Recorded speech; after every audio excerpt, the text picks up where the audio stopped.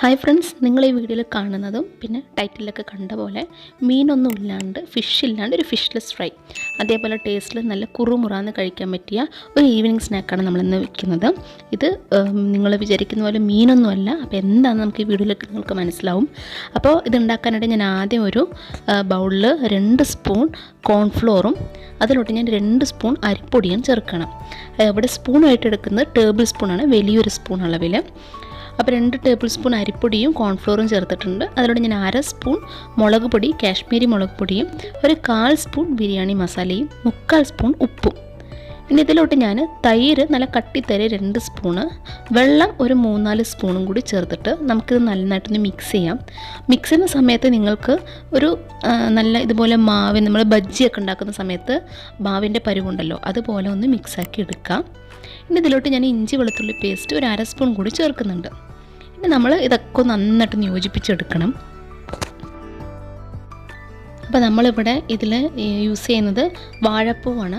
വാഴപ്പൂണ്ടുള്ള തോരൻ്റെ വീഡിയോയ്ക്ക് ഇതിനു മുമ്പ് അപ്ലോഡ് ചെയ്തിരുന്നു. സ്ത്രീകൾ എന്തായാലും ആഴ്ചയിൽ ഒരിക്കലെങ്കിലും കഴിക്കേണ്ട ഒരു വിഭവമാണ് വാഴപ്പൂ. ഒരുപാട് ഹെൽത്ത് ബെനിഫിറ്റ്സ് ഒക്കെ ഉണ്ട്. അപ്പോൾ ആ വീഡിയോ കാണാത്തവർ എന്തായാലും അത് കണ്ടു നോക്കാം. അപ്പോൾ ഞാൻ ഈ ഉണ്ടാക്കി വെച്ചിട്ടുള്ള ഈ മാവിലോട്ട് ഞാൻ നമ്മുടെ വാഴപ്പൂം കൂടി ചേർത്തിട്ട് ഒരു നന്നായിട്ട് യോജിപ്പിച്ചെടുത്തിട്ടുണ്ട്. ഒരു 10 മിനിറ്റ് നേരത്തേക്ക് അങ്ങനെ വെക്കാം. നമുക്കിനി ഇത് ഫ്രൈ ചെയ്യാനായിട്ടുള്ള എണ്ണ ചൂടാക്കാം. വെളിച്ചെണ്ണയോ സൺഫ്ലവർ ഓയിലോ ഏത് ഓയിലാണ് നിങ്ങളുടെ അടുത്തുള്ളത് അത് ചൂടാക്കിയെടുക്കാം. ഇനി നിങ്ങൾ ഓരോന്നായിട്ട് ഇതേപോലെ ഫ്രൈ ചെയ്ത് ഇടാം. അതായത് ഒറ്റയടിക്ക് ഇടാണ്ട് ഓരോന്നായിട്ട് ഇതുപോലെ ഇടാം. ഒറ്റയടിക്ക് ഇടുന്ന സമയത്ത് ഇത് ഒട്ടിപ്പിടിക്കാൻ ചാൻസ് ഉണ്ട്. അതുകൊണ്ട് നമ്മൾ ഒന്നൊന്നായിട്ട് ഇതുപോലെ ഇട്ടിട്ട് ഒരു മീഡിയം ഫ്ലെയിമിൽ വെച്ചിട്ട് നമുക്ക് ഫ്രൈ ചെയ്യാം.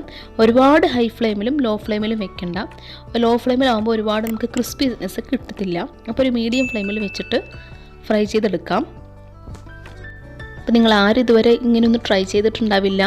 അപ്പോൾ നല്ല ടേസ്റ്റ് ആയിട്ടുള്ള ഒരു ഈവനിങ് സ്നാക്കാണ് ഇത്. ഒരിക്കലെങ്കിലും ഒന്ന് ട്രൈ ചെയ്ത് നോക്കൂ. വാഴപ്പൂ വാങ്ങിക്കുന്ന ദിവസത്തിൽ കുറച്ച് വാഴപ്പൂ എടുത്തിട്ട് ഇങ്ങനെ ഒരു ബനാന ഫ്ലവർ ചില്ലി ഫ്രൈ ഒന്ന് ട്രൈ ചെയ്ത് നോക്കൂ. നിങ്ങൾക്ക് വേണമെങ്കിൽ എന്തെങ്കിലും കളർ വേണമെങ്കിൽ ആഡ് ചെയ്യാം. നമ്മൾ കാശ്മീരി ചില്ലി പൗഡർ ചേർക്കുന്ന കാരണം അതിൻ്റെ ആവശ്യം വരില്ല. അപ്പോൾ ഈ കുറുമുറ ഫ്രൈ ഒന്ന് നോക്കൂ.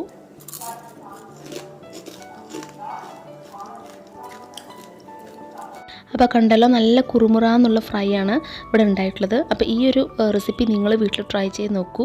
പിന്നെ നിങ്ങൾ ഈ വീഡിയോ ഇഷ്ടപ്പെട്ടെങ്കിൽ ലൈക്ക് ചെയ്യുക, ഷെയർ ചെയ്യുക, മറക്കാണ്ട് സബ്സ്ക്രൈബ് ചെയ്യുക, കൂടെ കാണുന്ന ബെല്ലേക്കും കൂടി ക്ലിക്ക് ചെയ്യുക. അപ്പോൾ നമുക്ക് ഇനിയും ഇതുപോലുള്ള വീഡിയോസിൽ കാണാം. അതുവരെ എല്ലാവർക്കും ഗുഡ് ബൈ.